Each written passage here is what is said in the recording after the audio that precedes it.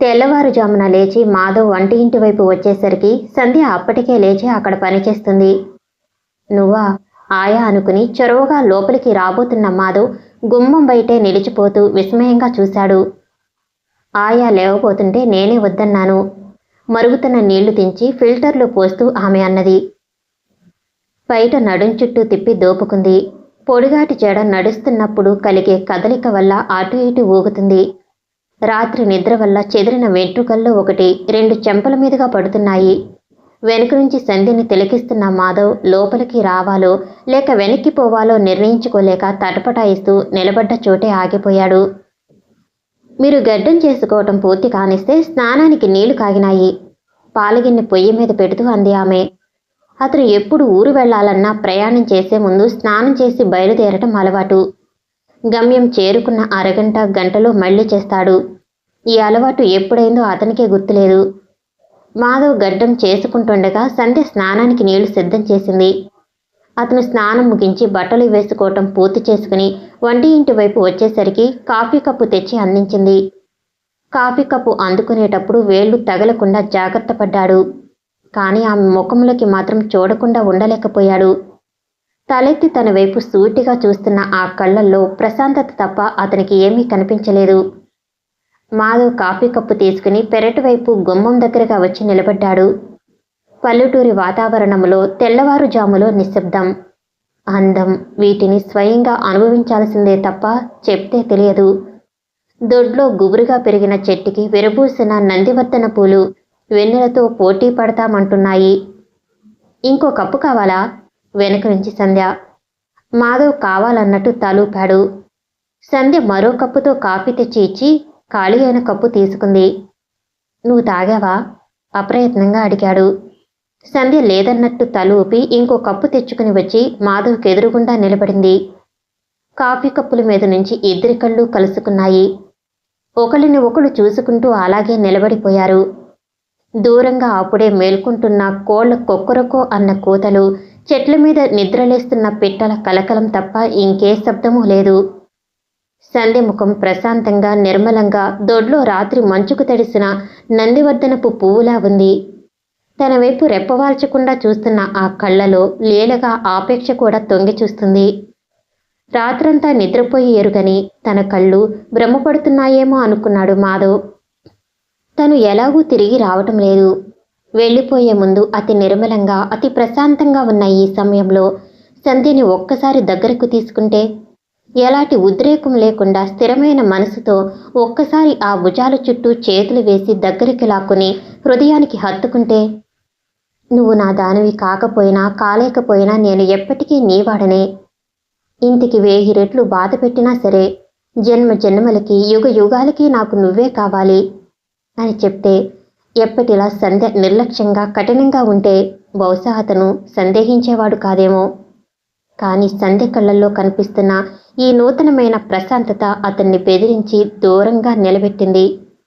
అలా మామూలుగా చిరాకు లేకుండా ఉన్న సంధ్యని చూడటం అతనికి ఇది మొదటిసారి. ఎంత బాగుంది, ఎంత అమాయకురాలిలా సౌజన్యమూర్తిలా ఉంది. తమాషా, ఎప్పుడు ఆ కళ్ళ మీద ఆవరించుకుని ఉండే విషాద ఛాయ కూడా ఇప్పుడు లేదు. రాత్రి మీరు ఎందుకలా ఉన్నారు? ఉన్నట్టుండి అడిగింది సంధ్య. మాధవ్ ఉలిక్కిపడ్డాడు. ఎలా ఉన్నాను అన్నాడు. ఎలాగూ ఉన్నారు. కాఫీ కప్పులోకి చూస్తూ అంది. మాధవ్ ముఖం తిప్పుకుని బయట వెన్నెల్లోకి చూస్తుండిపోయాడు. అతనికి వెంటనే సంధ్య 2 భుజాలు పట్టుకుని గట్టిగా ఊపి, నేనెలా ఉంటే నీకెందుకు? నీకేమైనా అనిపిస్తుందా? చెప్పు అని అడగాలనిపించింది. హఠాత్తుగా సంధ్య చూపుతున్న ఈ చనువు అతనికి ఎలాగా ఉంది. బహుశా రాత్రి తనని అలా చూడటం వల్ల జాలి పడుతుందేమో. అది కేవలం జాలి అయితే అంతకంటే భరించరాని అసహ్యం ఇంకోటి లేదు. జాలి కంటే సంధ్య చూపే ద్వేషమే తనకి బాగుంటుంది. ఆ ద్వేషంలో ఇద్దరి మధ్య ఓ బంధం ఉంది కాబట్టి. మాధవ్ తను అడిగిన ప్రశ్నకి జవాబు ఇవ్వకపోగా గిరుక్కున ముఖం తిప్పుకోవటం చూడగానే సంధ్య మనసు చిన్నపోయింది. అవును, తను అడిగిన దానికి వెంటనే సమాధానం చెప్పాలని ఎక్కడుంది? వెంటనే కాదు, అసలు సమాధానమే చెప్పనవసరం లేదు. అతని బాధలు పంచుకోవటానికి, అడక్కపోయినా ఆదరం చూపించటానికి ఎవరు తను? బంధువా, స్నేహితురాలా, ఆప్తురాలా, ఎవరని? ఆ ఇంట్లో తన స్థానం గుర్తుకు రాగానే హద్దు మీరు ప్రవర్తించానేమోనని అభిమానపడి సిగ్గుతో తల వంచుకుంది. దాదాపు అరగంట పోయిన తర్వాత అతను ఆయాని కూడా లేపి వెడుతున్నానని చెప్పి బయటికి వచ్చాడు. గోవిందు అప్పటికే సామానది కారులో పెట్టి అంతా సిద్ధం చేసేశాడు. ఆయా లేచి రాబోతుంటే మాధవ్ ఆప్యాయంగా భుజం మీద తట్టి వద్దని వారించాడు. ఆరోగ్యం జాగ్రత్త అని హెచ్చరించాడు.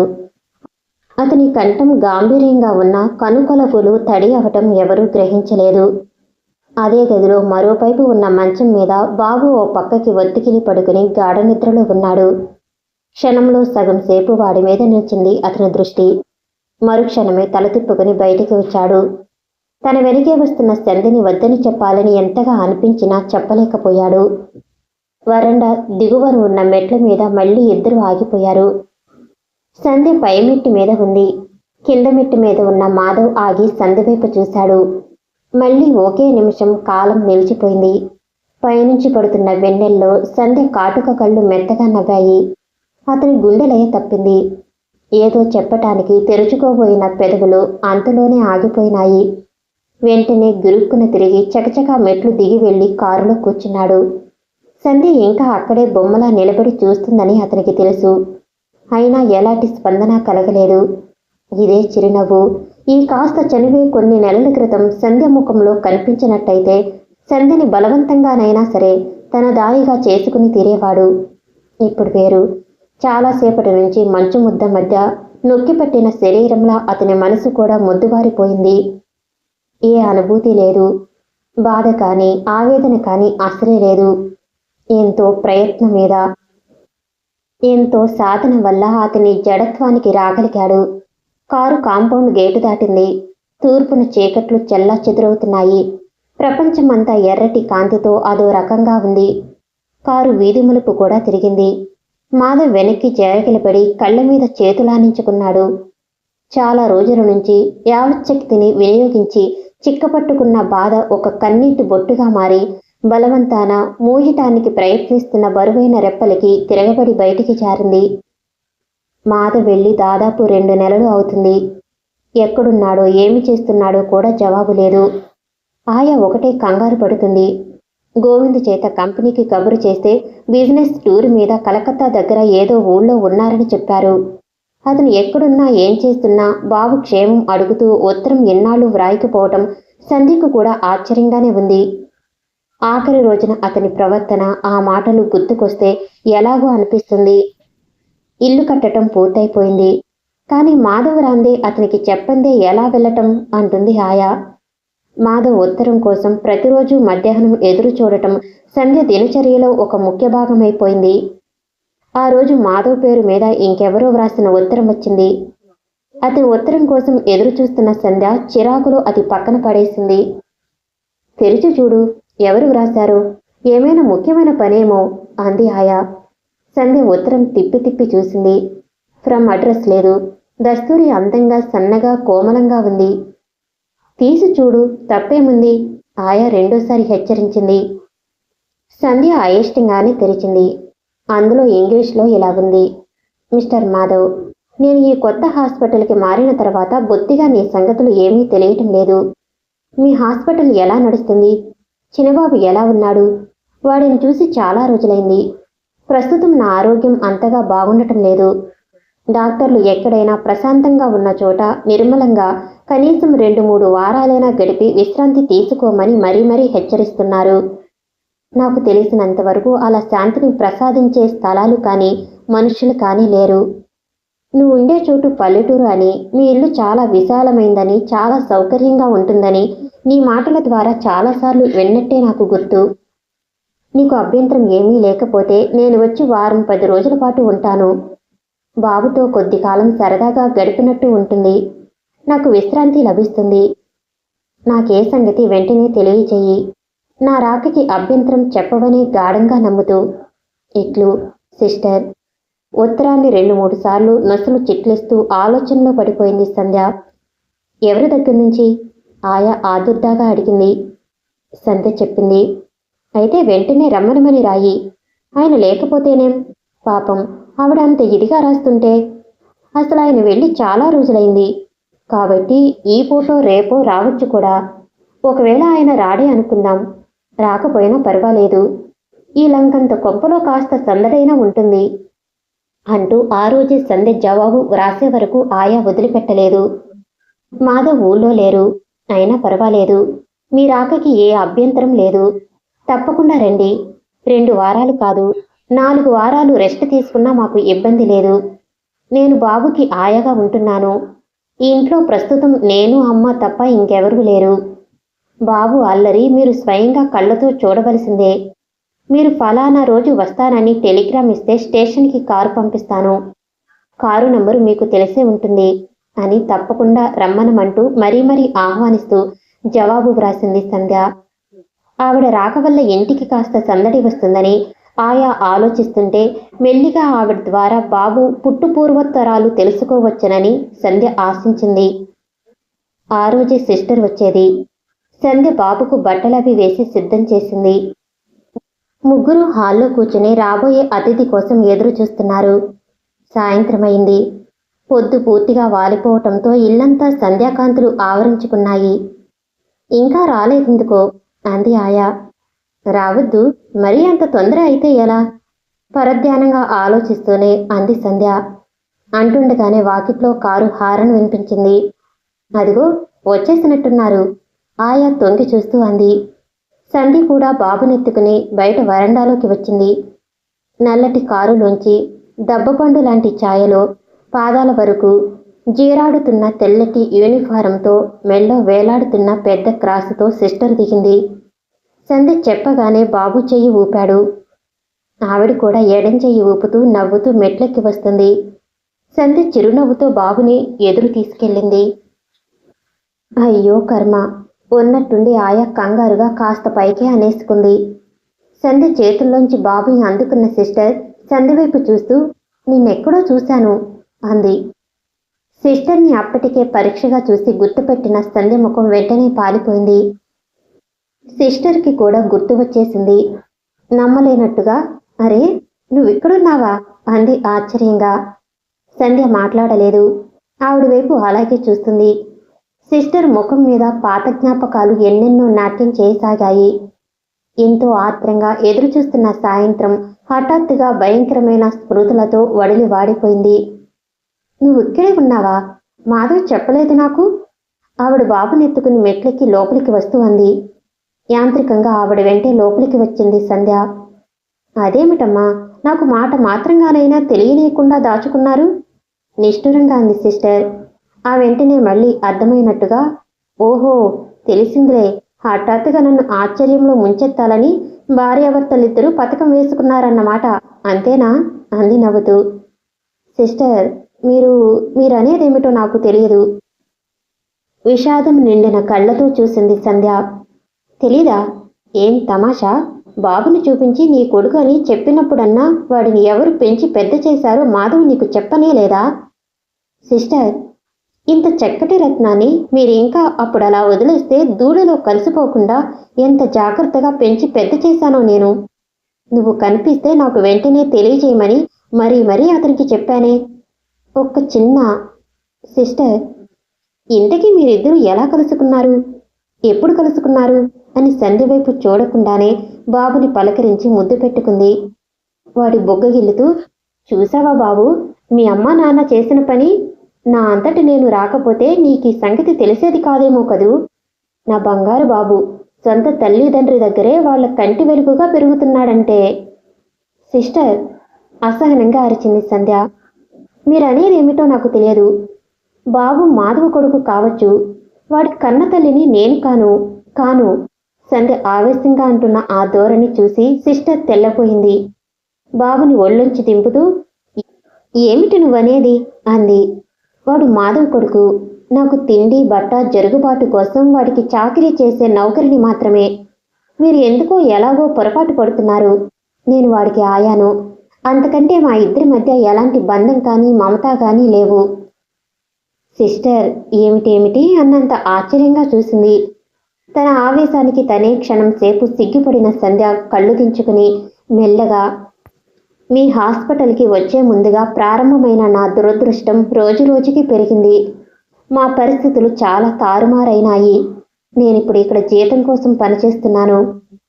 అంటే వీడు నీ కొడుకని నీకింతవరకు తెలియదా? సిస్టర్, సంధ్య కొరడా దెబ్బ తిన్నదానిలా చివ్వున ముఖం ఎత్తింది. సిస్టర్ సంధ్య కళ్ళల్లోకి లోతుగా చూసి దేనికోసమో వెతుకుతున్నట్టుగా, మాధవ్ చెప్పనే లేదా?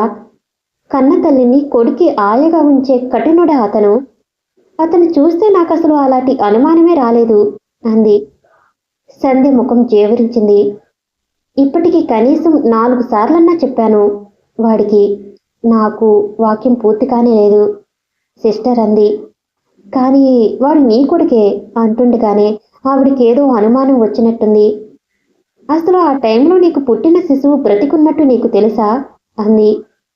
Sister please. సంధ్య ఒంట్లో ఉన్న రక్తం అంతా ఒక్కసారి ముఖంలోకి పొంగింది. మీ పని మనిషికి తెలిసే? సిస్టర్ ఆయ కోసం చూసింది. ఆయకి తెలుసా? సంధ్య ప్రాణం అంతా చిక్కబట్టుకుంటూ ఆయ కోసం వెతికింది. కానీ ఆయ ఆ చుట్టుపక్కల ఎక్కడా ఉన్న సవ్వడి లేదు. సిస్టర్ని చూడగానే లోపలికి పారిపోయినట్టుంది. ఇలా కూర్చో, మొదట నాకిది చెప్పు. మాధవ్ నువ్వు పెళ్లి చేసుకోలేదా? లేదన్నట్లు కంపరంగా చూస్తూ తల తిప్పింది. బావెవరో నీకిన్నాళ్ళ నుంచి చెప్పనే లేదా? లేదన్నట్లు చూసింది. నువ్వు ఇంట్లో నిజంగానే ఆయగా ఉంటున్నావా? నాకు ఆయనంటూ ఉత్తరం రాసింది నువ్వేనా? అవును. సిస్టర్ 2 నిమిషాలు రెప్పపాల్చకుండా సంధ్య వైపు చూసింది. గదిలో గంభీరమైన నిశ్శబ్దం ఏర్పడింది. పాలిపోయి నిర్జీవంగా అయిపోయిన సంధ్య ముఖం చూడగానే సిస్టర్ హృదయం దయతో సానుభూతితో కరిగిపోయింది. కంఠం తగ్గించి మెల్లగా అతి మృదువుగా, what a pity my child. నేనిక్కడికి వచ్చే ముందు ఇన్నాళ్ల తర్వాత నిన్ను చూస్తానని కానీ, ఇదంతా మళ్ళీ గుర్తుకు తెచ్చి బాధ కలిగిస్తానని కానీ కల్లో కూడా అనుకోలేదు. ఎంత చిత్రం. అసలు జీవితంలో భయంకరమైన అనుభవాలు రానేకూడదు. ఒకవేళ వచ్చినా వాటి ప్రసక్తి అంతటితో అంతమైపోవాలి. మళ్ళీ మళ్ళీ తలుచుకునే స్థితి వస్తే మనిషి మానసికంగా ఎంత ఆవేదనకి గురి కావలసి వస్తుందో నాకు తెలుసు. బాబు ఇంత ఆరోగ్యంగా ముద్దు ముచ్చటతో పెరగకపోయినా, నువ్విక్కడ లేకపోయినా ఇదంతా నీకు తెలిసే అవకాశం వచ్చేది కాదేమో సిస్టర్ చెప్పటం ప్రారంభించింది. అప్పుడు నీకు పుట్టిన శిశువు బ్రతుకుతాడని మేమెవరూ అనుకోలేదు. కొను ఊపిరి ఎక్కడో రెపరెపలాడుతుంది. బ్రతికే ఆశ లేదు. కాబట్టి అసలే అనారోగ్యంగా ఉన్న నీకు ఈ విషయం చెప్పవద్దని మీ నాన్న కోరారు. నేను ఒప్పుకున్నాను. ప్రసవించిన మరుసటి రోజునే మీ వాళ్ళు నిన్ను ఇంటికి తీసుకెళ్లారు. పూర్తిగా ప్రాణం పోని పిల్లాడిని చూస్తూ చూస్తూ ఎలా వదిలేస్తాం? ఆక్సిజను అది ఇచ్చి 2 రోజులు మేము చేయగలిగినదంతా మా ధర్మం నెరవేరుస్తున్నట్టు చేశాం. 3 రోజులు గడిచేసరికి బిడ్డ ఊపిరి తీసుకోవటం నార్మల్కి వచ్చింది. మరి 2 రోజులు పోయేసరికి అందరి పిల్లల్లాగే పాలు తాగడం ప్రారంభించాడు. నేను ఎంతో ఆనందంగా మీ నాన్నకి ఫోన్ చేశాను. ఆయన మొదట నన్ను చాలాసేపటి వరకు గుర్తుపట్టనట్టే మాట్లాడారు. ఓపిగ్గా ఫలానా అని చెప్పుకున్నాను. బిడ్డ మామూలుగానే ఉన్నాడు, వచ్చి తీసుకువెళతారా అని అడిగాను. తీసుకెళ్లను అన్నారు ఆయన ఖచ్చితంగా. తీసుకెళ్లరా? మేమేం చెయ్యాలి? తెల్లబోయి అడిగాను నేను. ఏం చేద్దామని బ్రతికించారు? అసలు ఆ పిల్లవాడు నా కూతురు కన్నవాడే అని నమ్మకం ఏమిటి? సార్, మాకు సంబంధం లేని పిల్లాడిని మేమెందుకు తీసుకుంటాం? ఏం చేయమంటారు అని సలహా అడుగుతున్నారా? తీసుకెళ్లి మూసీ నదిలో గిరాటి పెట్టండి కర్కశంగా అని ఫోన్ పెట్టేశారు ఆయన. నేను అవమానంతో అసహనంతో దహించుకుపోయాను.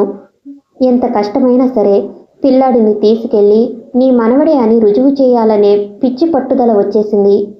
కానీ ఆధారం ఏమిటి? ఏం చూపిస్తాను? రికార్డ్స్లో సంధికి బదులు మారుపేరు చూపారు. దిక్కులేని అనాథ అని అక్కడ పేర్కొన్నారు. ఆవేశం తగ్గించుకుని ఆ రాత్రంతా నిదానంగా ఆలోచించాను. జాతి మత భేదం గాని, గొప్ప బీద తారతమ్యం గాని, నీతి అవినీతి ప్రసక్తిగాని చూడకుండా ఈ లోకంలోకి రావాలని తహతహలాడే ప్రాణులకి జీవితం ప్రసాదించటమే కర్తవ్యంగా గల పవిత్రమైన వృత్తి మాది. నేను చిన్నప్పటి నుంచి నేర్చుకున్న సత్యాలు, అనుభవంతో పొందిన మానవత్వం గుర్తుకు వచ్చాయి. ఆ పిల్లాడిని ఎవరికైనా మంచి దంపతులను చూసి పెంచుకోవటానికి ఇవ్వాలని నిశ్చయించుకున్నాను. నెల తిరగక ముందే ఒళ్ళు చేశాడు. 2వ నెల వెళ్లేసరికి మమ్మల్ని చూసి బోసి నవ్వులు నవ్వి మా అందరి హృదయాలు ఆకట్టుకోసాగాడు. 3 నెలలు నిండేసరికి ముఖంలో రూపురేఖలు స్పష్టంగా కనిపించసాగాయి. మరో 4 నెలలు గడిచిన తర్వాత ఒక పని మీద నేను మెడ్రాస్ వెళ్ళవలసి వచ్చింది. వెంట బాబుని కూడా తీసుకువెళ్ళాను. అక్కడ నాకు బాగా పరిచయమైన ఒక కుటుంబం ఉంది. దంపతులిద్దరికీ పిల్లలు లేరు. ఒకప్పుడు బలవంతంగా గర్భస్రావం చేయాల్సి రావటంతో ఆవిడికి శాశ్వతంగా మాతృత్వం పొందే అర్హత పోయింది. మంచి పిల్లాడిని చూడు, మేం పెంచుకుంటాం అని భార్యాభర్తలిద్దరూ నాతో స్వయంగా చాలాసార్లు చెప్పారు. బాబుని వాళ్ళకిద్దామని తీసుకెళ్లాను. నేను వెళ్లేసరికి వాళ్ళు ఇల్లు ఖాళీ చేసి మరో చోటికి మారారు. ఎంతో కష్టం మీద ఆ అడ్రస్ వెతుక్కుంటూ వెళ్ళాను. ఆయన ఇంట్లో లేరు. ఆవిడ నన్ను చూడగానే ఆనందంగా ఆప్యాయంగా ఆహ్వానించింది. వెంటనున్న బాబుని చూసి ఎవరని అడిగింది. నేను వచ్చిన పని చెప్పాను. నేను చెప్పుతుండగానే మమ్మీ అంటూ రబ్బరు బంతిలా ఉన్న ఓ పిల్ల గెంతుతూ లోపలికి వచ్చింది. ఆవిడ ఆ అమ్మాయిని దగ్గరకు తీసుకుంటూ, 7 ఏడాది నుంచి పెంచుకుంటున్నాం, మా స్నేహితురాలి కూతురు అంది. నేను నీళ్లు కారిపోయాను. నేను వచ్చేటప్పుడు బాబుని వెంటే తీసుకెళ్లటానికి సిద్ధమవుతుండగా, సిస్టర్, పిల్లాడు ముద్దుగా ఉన్నాడు, పోనీ ఉండనీకూడదు, వాడిని కూడా పెంచుకుంటాను, ఒక కూతురు ఒక కొడుకు అవుతారు అంది. కానీ నేనే ఇష్టపడలేదు. కన్నతల్లి ప్రేమ పుష్పక విమానం లాంటిది. అందులో ఎంతమంది ఎక్కినా మరొకరికి చోటు ఉంటుంది. పెంచిన ప్రేమ అలా కాదు శారదా, వరలాంటిది.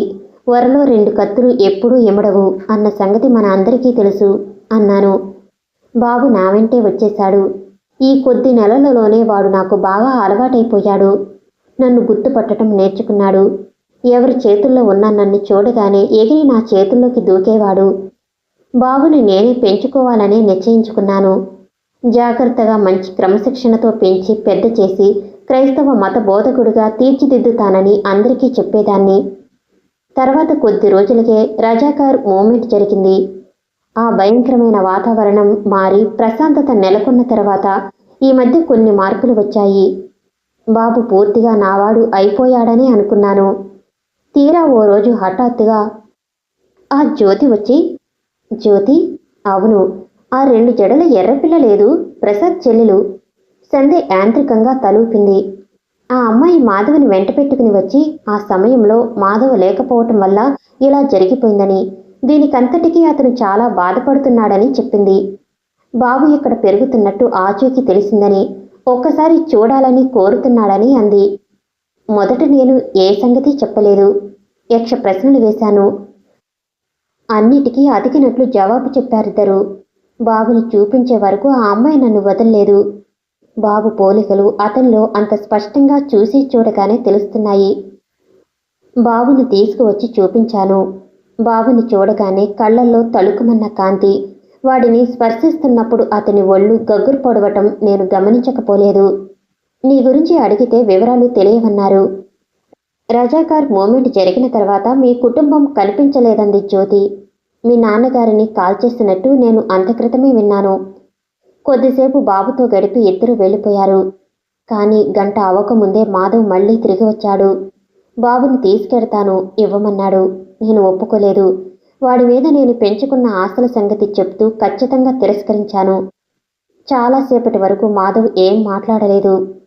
చివరికి లేచి వెళ్ళబోతూ, బాబుని దగ్గరికి తీసుకుని తండ్రిగా ఇప్పటికైనా నా కర్తవ్యం నిర్వర్తించుకుని సంధ్యకి జరిగిన అన్యాయం సరిచేసుకోవాలనుకున్నాను. మీరు ఇవ్వనంటే నేనేం చెయ్యలేను. కానీ ఈ క్షణం నుండి నా ఆస్తికి వాడే వారసుడు. వాడి చదువు సంధ్యలు, తిండి, బట్ట అన్నీ నేనే భరిస్తాను అన్నాడు. అలా అంటున్న అతని ముఖంలోకి పరీక్షగా చూస్తే నాకెలాగో అనిపించింది. ఎంతైనా వాళ్ళిద్దరూ తండ్రి కొడుకులు. వాళ్ళని దూరం చేసే హక్కు నాకు లేదేమో. మాధవ్, ముందు అప్పుడప్పుడు వచ్చి బాబుని అలవాటు చేసుకుంటూ ఉండు, తర్వాత చూస్తాను అన్నాను. ఈ లోపల అతని ప్రవర్తన ఎలాంటిదో, బాబుకి తండ్రిగా ఉండే అర్హత వ్యక్తిగతంగా ఉందో లేదో నేను కూడా పరీక్ష చేయవచ్చు అనుకున్నాను. మాధవ్ ఒప్పుకున్నాడు. అప్పుడప్పుడు వచ్చేవాడు. బాబుని కారులో కూర్చోపెట్టుకుని ఊరంతా తిప్పి బొమ్మలు, బిస్కెట్లు అవి కొనిచ్చి తిరిగి నా దగ్గరకు తీసుకొచ్చి దింపి వెళ్ళేవాడు. బాబు నేను అనుకున్న దానికంటే త్వరగానే అతని దగ్గర అలవాటైపోయాడు. మాధవ్ ప్రవర్తన కూడా నచ్చింది. అప్పుడప్పుడు నా దగ్గరికి తీసుకొచ్చి చూపించే పద్ధతి మీద చివరికి మాధవ్కి ఇచ్చేశాను. ఎప్పుడో ఒకసారి మాటల మధ్య నీ ప్రసక్తి వస్తే నీ ఆచూకీ తెలియదని, నిన్ను భారీగా పొందలేకపోతే జీవితంలో పెళ్లి అనేది లేదని చెప్పాడు. సిస్టర్ చెప్పటం ముగిస్తూ చివరికి, నువ్వు దగ్గరుండి కూడా అతను నీ గురించి చెప్పలేకపోవటానికి కారణం ఏమిటి? అదే నా అర్థం కావటం లేదు అంది. సంధ్య సిస్టర్ మాటలు చివరికి వినటమే మానేసింది. కళ్ళ ముందు ఎన్నెన్నో దృశ్యాలు కదులుతున్నాయి. బాబుకి అమ్మ అని పిలవమని అతను నేర్పటం, వాడిని కొట్టే హక్కు నీకుంది అనటం, ఇంకా ఇంకా ఎన్నెన్నో. మాధవ్ అప్పుడే ఎందుకు చెప్పలేదు? నమ్మనని భయపడ్డా? సిస్టర్ని తీసుకువచ్చి ఎందుకు రుజువు చేయలేదు? అంతా బోటకమని తీసిపారేస్తుందని అనుకున్నాడా? అది నిజమే. ఇప్పుడు అనుకోకుండా సిస్టర్ చెప్పబట్టి గాని, లేకపోతే తను నమ్మేదా? ఏమో, అంతా పెద్ద వలయం. ఇందులో చిక్కడిపోయి తను గిరగిరా తిరుగుతూ ఏది నిజమో ఏది అబద్ధమో గ్రహించే శక్తిని మనసు ఎప్పుడో పోగొట్టుకుంది. షాక్ అనిపిస్తుందా? సిస్టర్ బాబుని దింపి లేచి వచ్చి సంధ్య చేతిని తీసుకుని నాడు చూస్తూ అంది. సంధ్య ఆవిడనేది ఏమిటో అర్థం కాని దానిలా తలెత్తి అయోమయంగా చూసింది. సిస్టర్ నవ్వింది. సిస్టర్. సంధ్య ఆవిడ నడుము చుట్టూ పెనవేసి డ్రెస్లో ముఖం దాచుకుంది. ధైర్యం తెచ్చుకో. నాకేం తెలుసునమ్మా, నిన్నిక్కడ చూసి గుర్తుపట్టగానే మీ ఇద్దరూ మ్యారేజ్ చేసుకున్నారేమో అనుకున్నాను. సంధ్య తల నిమురుతూ అంది. సంధ్య ఒక్కసారి చిన్నపిల్లలా ఆవిడను కరుచుకుపోయి వెక్కి వెక్కి ఏడవసాగింది. ఎన్నో సంవత్సరాల నుంచి మోగుగా అనుభవిస్తున్న బాధ, ఈ మధ్య మరీ మరీ పడుతున్న ఆవేదన ఒక్కసారి కరిగి కన్నీళ్ళయి ప్రవహించసాగింది.